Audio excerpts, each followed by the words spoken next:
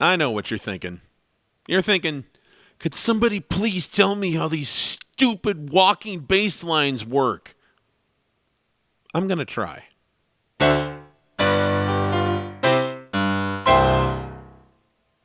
Walking bass lines.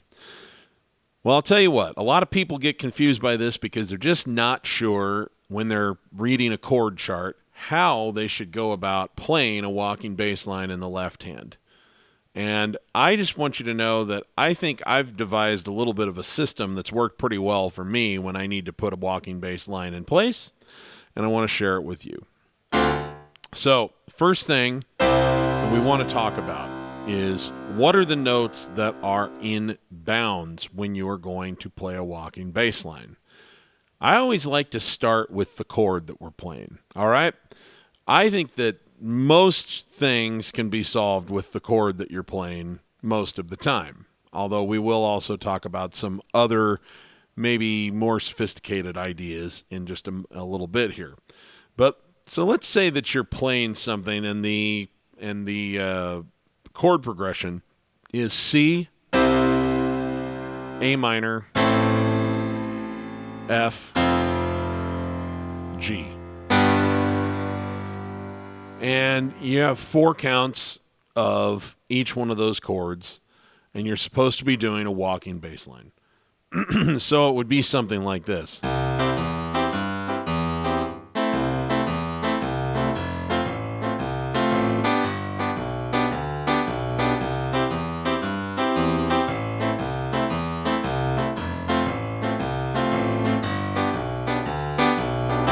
Okay?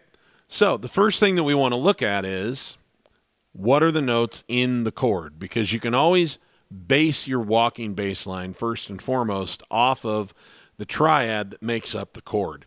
In this case, a C major chord, C, E, G, right? So those are our 3 notes. We have 4 counts, so we can just sort of go up the chord and then come back down, then go to the next chord. And that's an A minor chord, right? A, C, E. So it works pretty well to just use that chord. We go to the F chord, same thing. F, A, C. That's your F major chord, so. And then a G major chord. So that's a pretty darn good place to start, is just kind of arpeggiate the chord up and then work your way back down. If you are moving at the end of the first measure to another chord, you don't have to move down that way. You could also come back to the tonic of the chord. So like C, E, G, C,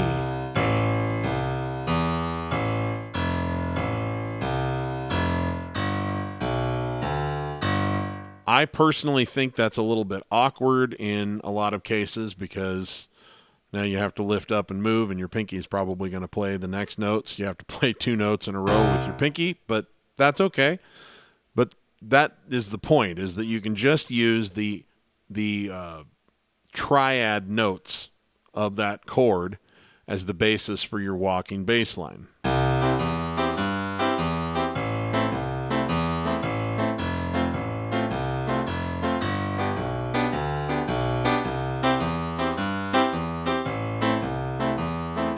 Let me play that really slow so that you can see how it's working if you are a little bit, if you want to get a closer look.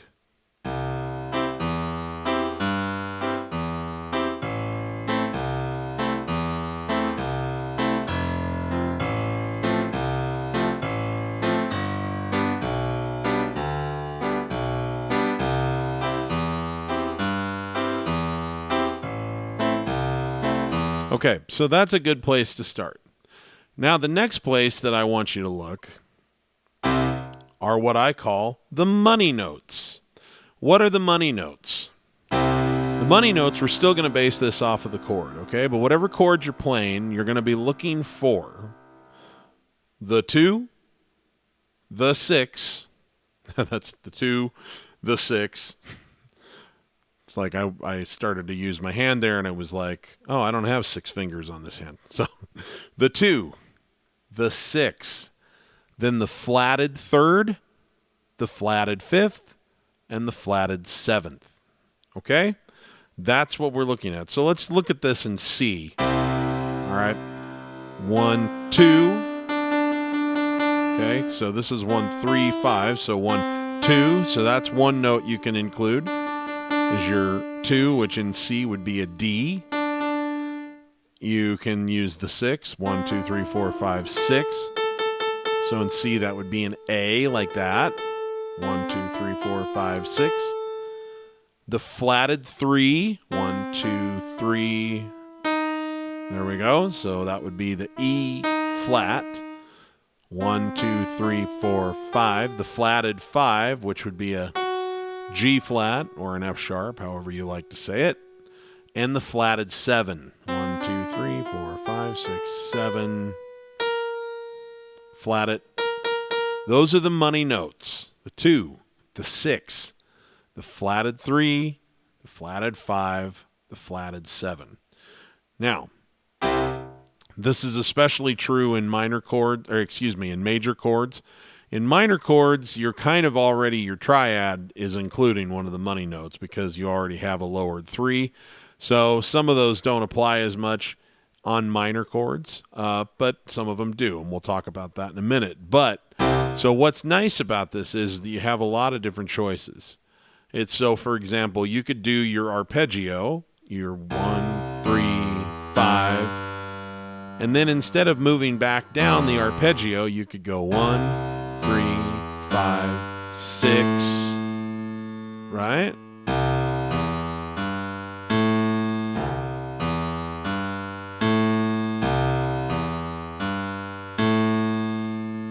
Just kind of makes for a nice sound.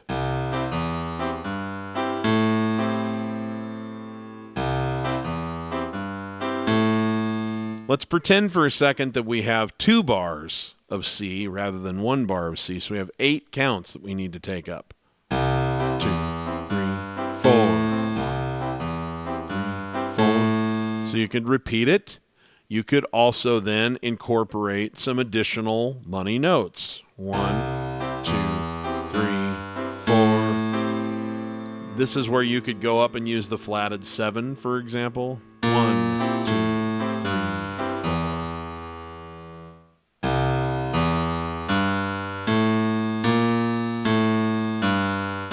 That's a very common maneuver. 1, 3, 5, 6.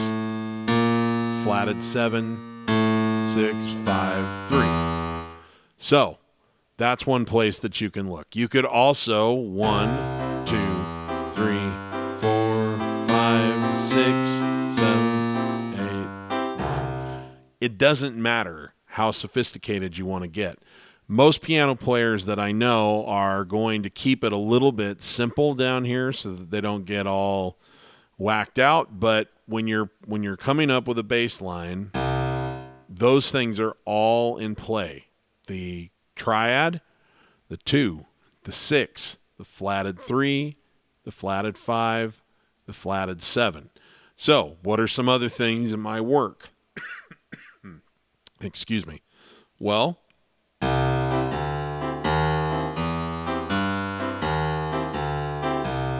depends on the kind of song you're playing, but something like that might work. 1, 2, flatted 3, 3, 5, 3, flat 3, 2, 1.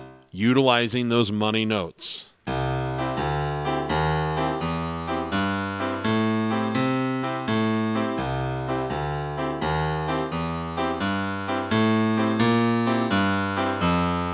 Okay? Now, when we're on a minor chord, what you're going to find more often than not is that since you already are using a flatted 3 because a minor triad contains a flatted 3rd, then the 2 is a good one.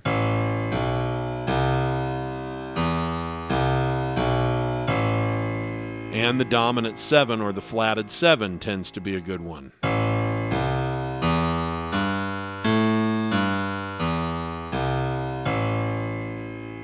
Okay, But you're probably going to leave out the problem with a 6 in a minor chord is it's a little bit too happy of a note. And minor chords are sad sounding chords. These are very much Eeyore chords. You know, you hear it and you just hear Eeyore saying, "Thanks for noticing me. Nobody ever does." Right? So you don't want to put it's too happy of an interval. So the 2 and the dominant 7 make for good extra notes to throw in around that minor triad. Another one that you can use in a minor triad would be the 4. The 4 is it leaves a little bit of suspension in there, a little bit of tension that then gets released when you move to that minor 3. So you could do something like this.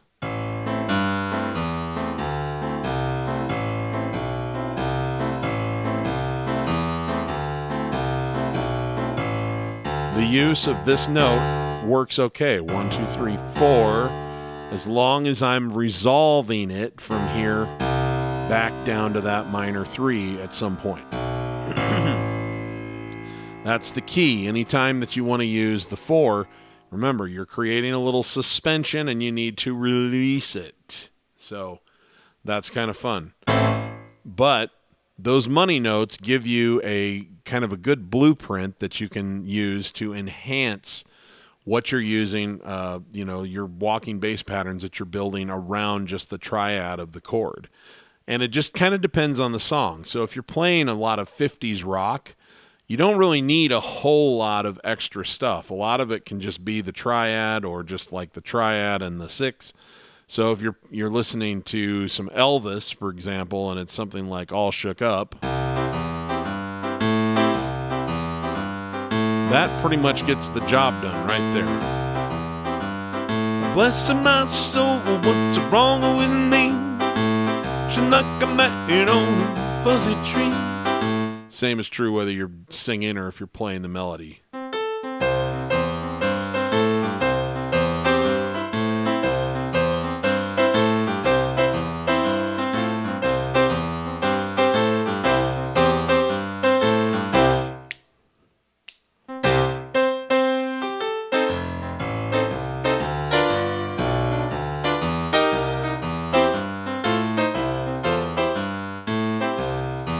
Works great.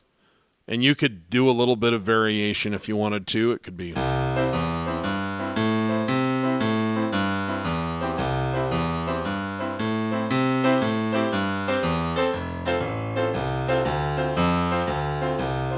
But if you'll notice, we're still just kind of playing the triad and one of those money notes. We're playing that 6 because that 6 is a very happy note, and it's good to use that in happy songs.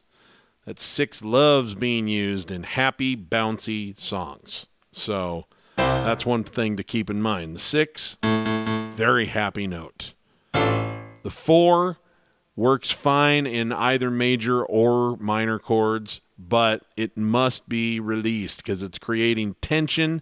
Because when you're playing the 4 in a chord, what you're essentially doing is you're keeping people in suspense. They're like, is this a major chord? Is it a minor chord? I don't know what it is.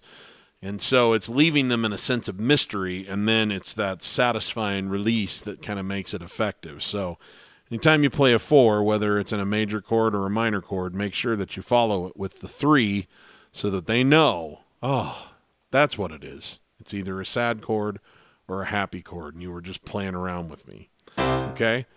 Now, when you get into jazzier songs is when maybe you can start breaking the mold just a little bit, okay? So let's take some crooner music like Fly Me to the Moon by Frank Sinatra. That chord progression's like D minor, G, C, A minor, D minor, G, C, okay? And it's actually more sophisticated chords than that, but those are what they're based on. So it's, like D minor 7 and G augmented, but we'll just stick with kind of basic triads. So you could do triad-based walking bass line. It could be this.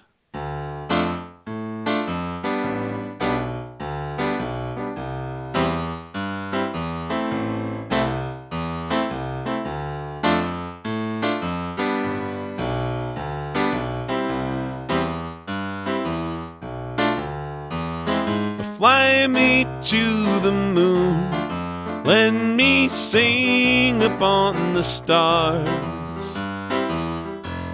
Okay, that works. And that's a good place to start for someone who's struggling to figure out how to do walking bass lines. I think that's a good place to start. However, when you want it to sound a little jazzier, rather than follow that particular pattern, now you can get into some of these more money note related runs. So it might be more effective to go.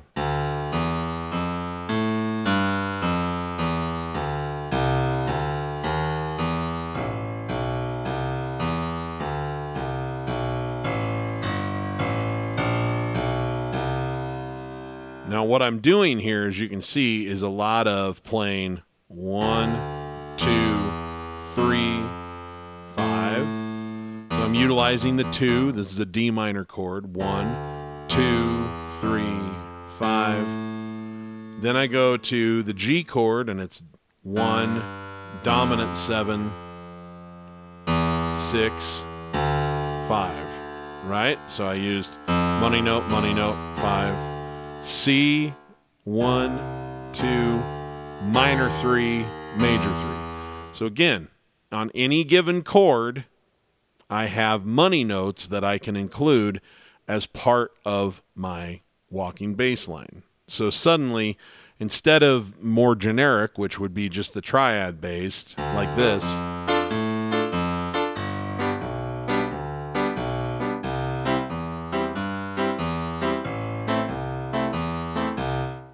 we get something a little cooler sounding like this.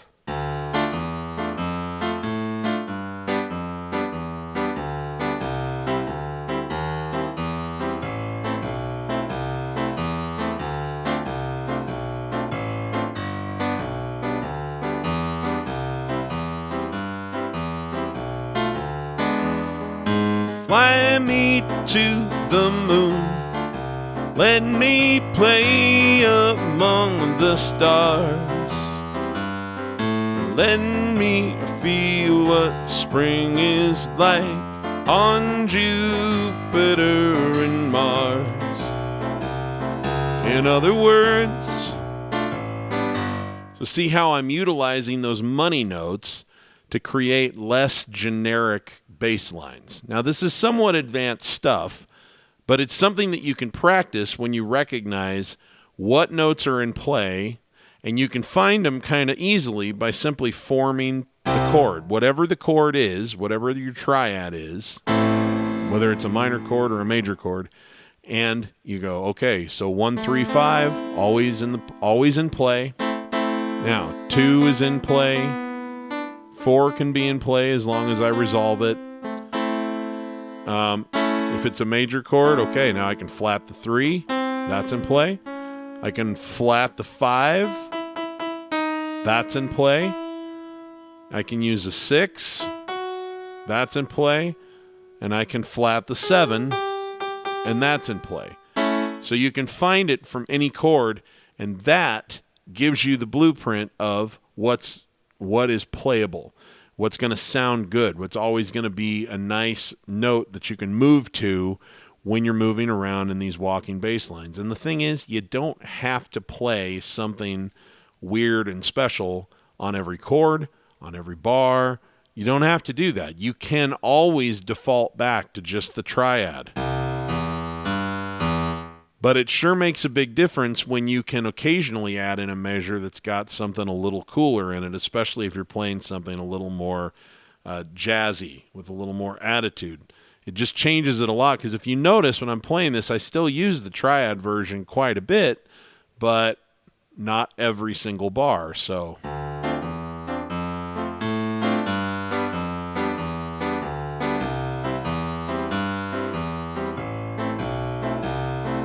notice I used the triad version on C, then went back to money notes 1, 2, 3, 5, 1, 2, 3, 5, 1, 7, 6, 5, 1.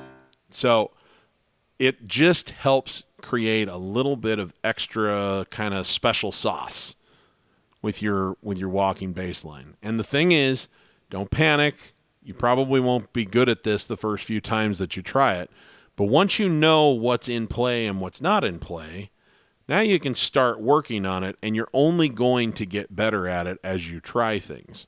So when you're picking out songs that have these walking bass line components, whether it's a simple 50s rock song or if it's a jazzier kind of crooner song or whatever, try different iterations of your walking bass line just to exercise the muscle and see what you like, okay? Because there isn't anything wrong with playing All Shook Up and throwing some of that in. It can just be, or just this, right? But it could be this.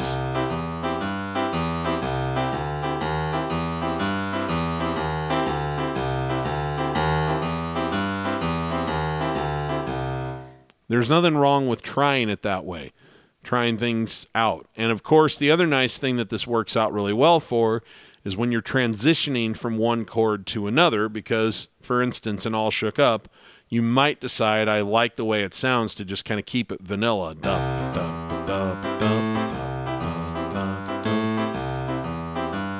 I'm all shook up, but you might want to transition by going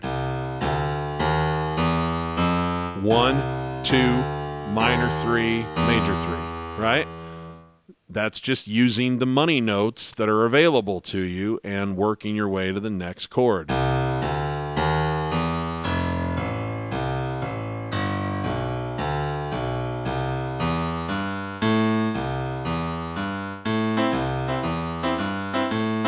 So there's a lot of utility, a lot of function available in this. And as I said, you don't have to try and work to do something sophisticated on every single bar, but it's kind of nice to know what the tools are to do something more sophisticated that you can throw in from time to time. So I hope that you find some use in this, and I hope that it helps clear up a little bit the mysteries of putting together walking bass line patterns in your left hand.